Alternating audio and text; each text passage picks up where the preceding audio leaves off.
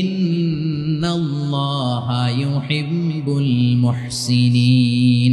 তোমরা আল্লাহর রাস্তায় দান করবে আর নিজেরা নিজেদেরকে ধ্বংসের হাতে ঠেলে দিও না। তোমরা একে অপরের প্রতি ইহসান করবে, কারণ ইহসানকারীদেরকে আল্লাহ বড্ড ভালোবাসেন। সুবহানাল্লাহ পড়েন। আবার সূরা রহমানে আল্লাহ বললেন, হাল জাযাউল ইহসানি ইল্লাল ইহসান ফাবিআইয়ি আলা, সবাই পড়েন, ফাবিআইয়ি আলাই রাব্বিকুমা তুকাযযিবান। ইহসানের প্রতিদান হিসেবে ইহসানি হয়।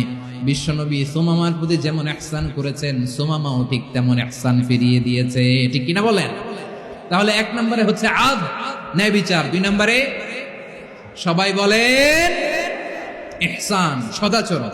ইহসান দুই ধরনের প্রিয় ভাইরা, ইহসান ফিল ইবাদা, ইহসান ফিল মুআমালা। ইহসান ফিল ইবাদা হচ্ছে একাগ্র অনুভবে ইবাদতে ডুব দেওয়া, এর নাম ইবাদতের ইহসান। সুবহানাল্লাহ পড়ুন। বিশ্বনবী বলেন ইহসান মানে কি জানো নাকি? হাদিসে জিবরিলে সাইয়েদনা জিবরিল আলাইহিস সালাম বিশ্বনবীকে বললেন, আখবিরনি আনিল ইহসান। নবী আমাদেরকে বলেন ইহসান মানে কি?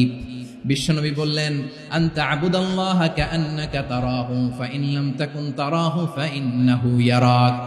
ইহসান মানে হলো এমন ভাবে তুমি আল্লাহর সামনে নিজেকে উজাড় করে ইবাদত করবে, তুমি ভাববে তুমি আল্লাহকে দেখতে পাচ্ছ। আর এটা যদি ভাবা তোমার জন্য কঠিন হয়ে যায়, অন্তত এতটুকু তুমি ভাববা যে আল্লাহ তোমাকে দেখতে পাচ্ছেন। ঠিক কিনা বলেন?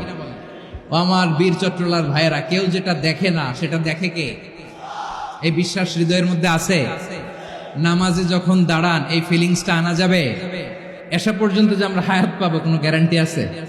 সবাই আওয়াজ করে বলেন, গ্যারান্টি আছে? গ্যারান্টি নাই। এই জন্য বিষ্ণু ইসলাম বলেছে এমন ভাবে নামাজে দাঁড়াও, ইবাদত করো, মনে করো হতে পারে এটাই আমার জীবনের শেষ নামাজ। পারফর্ম দ্য সালাহ as if this is your last and final prayer. এমন ভাবে সালাতে দাঁড়াও, ভাবো হতে পারে এটাই তোমার জীবনের শেষ নামাজ। এমন ভাবে নামাজে দাঁড়াও, ভাবো এটাই শেষ নামাজ। তাহলে নামাজে একাগ্রতা বাড়ায় দিবে কে? ফলে ইবাদতের ইহসান আমাদের অর্জিত হবে।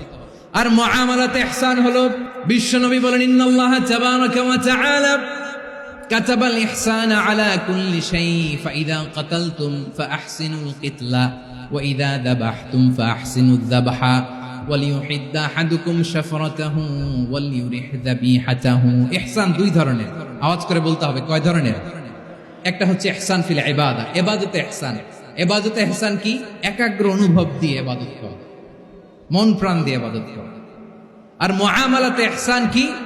সব কাজে, দৈনন্দিন কাজে, কর্মে, সামাজিক অ্যাক্টিভিটিতে কোমলতা প্রদর্শন করা, অনুগ্রহের সাথে সবকিছু করা। আল্লাহ তাআলা ইন্নাল্লাহা তাবারাকা ওয়া তাআলা কাতাবাল ইহসানা আলা কুল্লি শাই, তিনি সব কিছুর ব্যাপারে ইহসানকে আবশ্যক করেছেন। সবকিছু, মুমিনের সব কাজে ইহসানের পরশ থাকবে। ওয়া ইযা কাতালতুম ফাহসিনুল কিতলা, বিষ্ণুই বলেন তুমি যখন কাউকে হত্যা করো ইহসানের সাথে করো। সুবহানাল্লাহ পড়বেন না? যখন হত্যা করো তখনও ইহসানের সাথে। আচ্ছা, হত্যা করবো আবার ইহসান আসবে করতে, করে তো মেরেই ফেলবো আমি। আল্লাহ, ও ভাই একজন খুন করেছে, খুনি, রাষ্ট্রীয় আইনে তার শাস্তি হয়েছে ডেথ পেনাল্টি, মৃত্যুদণ্ড। এখন মৃত্যুদণ্ড দেখে আপনি যেমনি মন চায় তেমনি মারবেন লোকটারে? ওর নাক কেটে ফেলতে পারবেন? ওর কান কাটতে পারবেন? ওর চোখ উপড়ে ফেলতে পারবেন আপনি? যেমন মন চায় তার অঙ্গহানি করা যাবে না। ইহসানের সাথে তাকে হত্যা করা। সুবহানাল্লাহ, this is Islam, this is the true essence of Islam. ওয়া ইযা যাবাহতুম ফাহসিনুয যাবহা, যখন জবাই করবে তখনও ইহসানের সাথে জবাই করবে। করব জবাই, ওইখানেও নাকি ইহসান।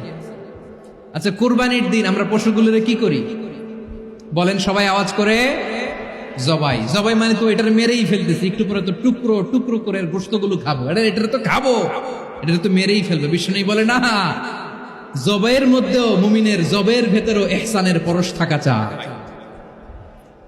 যখন জবাই করবে প্রাণীটাকে